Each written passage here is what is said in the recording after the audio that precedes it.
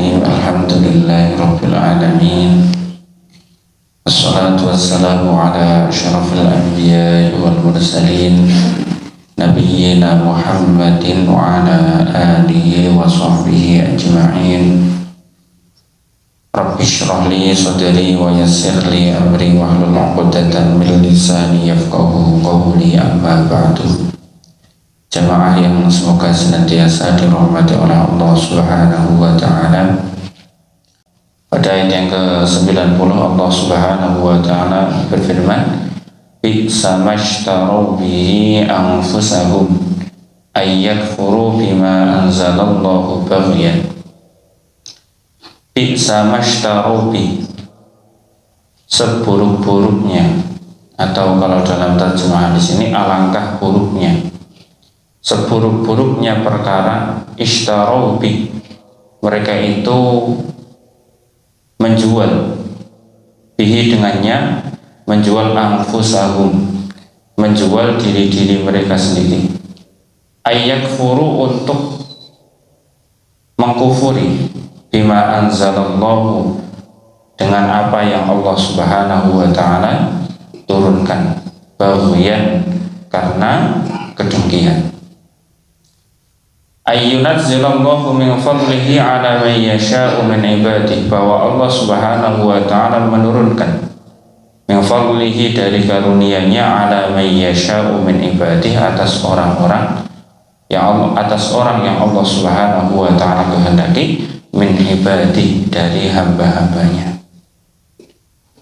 Jadi termasuk daripada perbuatan yang paling buruk itu adalah bahwa mereka itu membeli, atau bukan membeli, menjual, ishtaru bihi anfusahum, menjual diri-diri mereka sendiri dengan suatu keburukan, yaitu bahwa mereka itu ayyakfuru bima anzalallah, mereka itu mengkufuri dengan apa yang Allah Subhanahu wa ta'ala turunkan, baghyan, karena kedengkian. Kedengkiannya apa? Bahwa ayyunazzilallahu min fadlihi ala man yasha'u min ibadihi, bahwa Allah Subhanahu wa ta'ala menurunkan min fadlihi, dari karunia-Nya, yaitu berupa risalah kenabian tersebut, ala man yasha'u min ibadihi, atas orang yang Allah Subhanahu wa ta'ala kehendaki, min ibadihi, dari hamba-hambanya. Jadi orang-orang Bani Israel niku, mereka itu menginginkan atau mereka berharap bahwa risalah kenabian Nabi akhir zaman niku itu diturunkan kepada mereka, orang-orang Bani Israel, kepada mereka orang-orang Yahudi. Itu harapan mereka.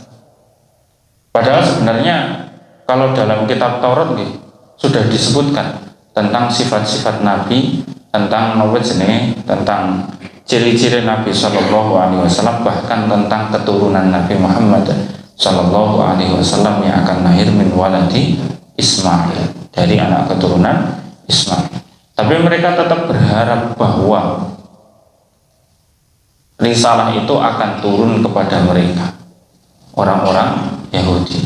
Maka mereka itu cara mengincarnya, mereka berbondong-bondong pindah dari Palestina ke Madinah, ke tempat di mana akan muncul Nabi akhir zaman tersebut, dan berharap bahwa wahyu itu turun kepada mereka. Tapi ternyata wahyu itu turun bukan dari kalangan orang Yahudi, sesuai dengan kabar yang Allah Subhanahu wa ta'ala habarkan di dalam kitab Taurat. Tidak turun kepada mereka. Nah, karena tidak turun kepada mereka itulah, maka mereka itu dengki, iri. Harusnya turunnya itu kepada mereka, orang Yahudi. Bahkan mungkin sebagian kudune mudune menggonyong wahyune kuwi ora menggon kae. Nah, karena itulah mereka dengki. Seharusnya mereka itu beriman, tapi malah mereka itu menjual keimanan mereka dengan membeli kekafiran, menjual keimanan dan mendapatkan kekafiran. Bi samashtaro bihi anfusahum ayyakfuru bima anzalallahu baghyan ayyunazzilallah. Jadi seburuk-buruknya perkara mereka itu menjual diri-diri mereka, dijual diri-diri mereka, ayyakfuru untuk mendapatkan kekafiran bima anzalallah dengan apa yang Allah Subhanahu wa taala turunkan. Kenapa? Karena baghyan, karena kedengkian. Dengki niku, iri dengki niku sumber daripada kesesatan. Sumber daripada kekafiran niku iri dengki. Jadi dahulunya niku dahulunya iblis itu adalah makhluk yang sangat mulia. Kenapa dia itu bisa kafir membangkang perintah Allah Subhanahu wa taala? Karena iri, karena kedengkian terhadap Adam alaihissalam.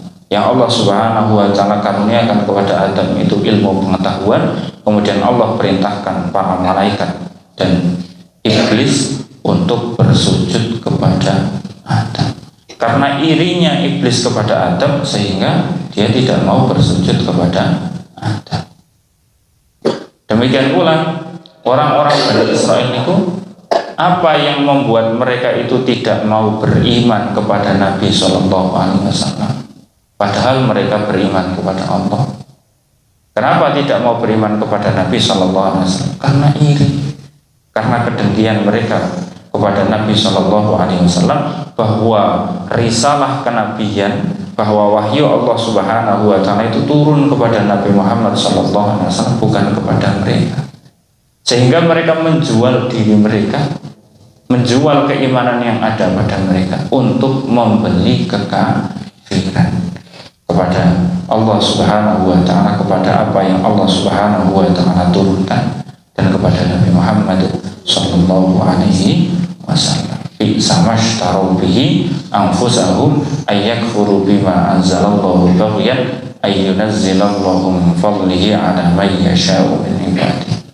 Maka faba'u bi ghadabin ala ghadab. Karena itu maka mereka mendapatkan bi ghadabin, dengan kemurkaan, mendapatkan kemurkaan dari Allah Subhanahu wa taala, ala ghadab, di atas kemurkaan. Yang mereka dapatkan itu adalah kemurkaan di atas kemurkaan, berlapis-lapis.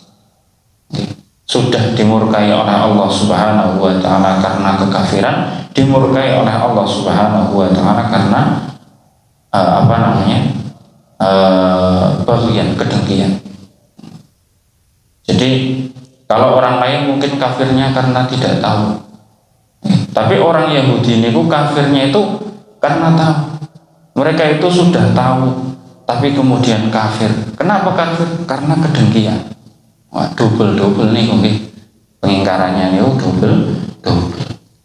Jadi orang itu kalau berbuat jahat karena tidak tahu itu masih bisa dimaafkan.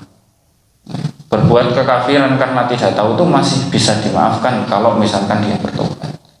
Nah, tapi ini kaum Yahudi wis ngerti, mengingkari karena dengki.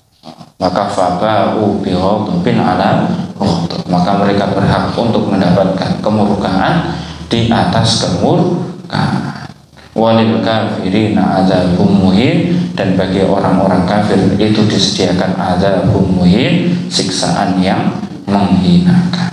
Inilah akibat daripada perbuatan mereka. Semoga apa yang kita baca pada pagi hari ini bisa memberikan manfaat. Kurang lebihnya mohon dimaafkan. Wabillahi taufiq wal hidayah. Assalamualaikum warahmatullahi wabarakatuh.